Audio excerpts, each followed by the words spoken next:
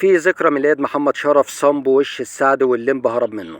ليس من السهل أن يصبح الفنان حاضرا بقوة في ذاكرة الجمهور أو أن تستمر أعماله في المشاهدة والانتشار لسنوات طويلة، خاصة إذا لم يحصل على فرصة البطولة المطلقة خلال مسيرته الفنية. ويعد الفنان محمد شرف واحد من أبرز نجوم الكوميديا، فرغم ظهوره في أدوار ثانية وثانوية فإنه استطاع أن يترك بصمة مميزة لدى الجمهور، وأن ترتبط به العديد من الأعمال في الدراما التلفزيونية والسينما على حد سواء. يوافق اليوم 1 مايو الذكرى 63 لميلاد الفنان محمد شرف الذي ولد في مثل هذا اليوم سنة 1963 بمحافظة الإسكندرية، وترك بصمة واضحة في عالم الكوميديا رغم تقديمه للأدوار مساندة طوال مشواره الفني. اتولد محمد شرف في الإسكندرية وتخرج من المعهد الفني التجاري قبل أن ينتقل للقاهرة بحثا عن حلمه في مجال التمثيل، حيث بدأ خطواته الأولى في عالم الفن.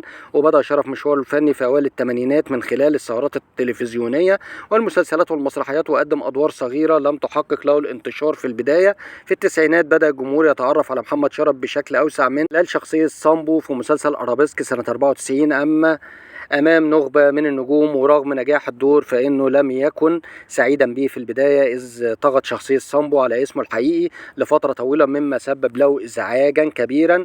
وحقق محمد شرف نجاحا لافتا من خلال مشاركته في عدد من أفلام أحمد حلمي، من بينها جعلتني مجرما وظرف طارق وزكي شان وإكس لارج وآسف على الإزعاج.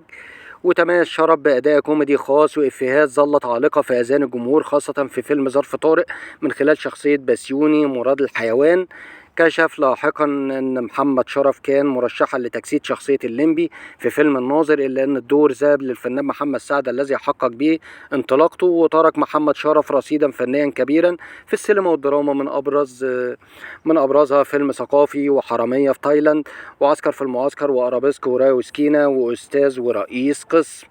وفي لقاء سابق وبعد تعرضه لأزمة صحية كبيرة، تحدث الفنان محمد شرف عن فترة صعبة مر بها من خلال مشواره، حيث خضع لعملية جراحية دقيقة في القلب أنفق خلالها جميع مدخراته. وظهر محمد شرف في لقاء مع الإعلامية إيمان الحصري موجها الشكر لكل من سأل عنه، قائلا: أنا بشكر كل الناس اللي سألت عليا واللي ما سألتش، أنا صرفت كل فلوسي على العملية. كما وجه الشكر للدكتور أشرف زكي على دعمه في حل أزمته، والعدد من الفنانين منهم أحمد حلمي ومحمد هنيدي وأحمد آدم على مساندتهم له خلال تلك الفترة الصعبة. توفى محمد شرف في 27 يوليو 2018 عن عمر يناس 55 عام إثر نوبة قلبية، وذلك بعد معاناة مع المرض استمرت لفترة طويلة، تاركا خلفه رصيدا فنيا مميزا من الأعمال التي ارتبط بها الجمهور وتعلق بها عبر سنوات.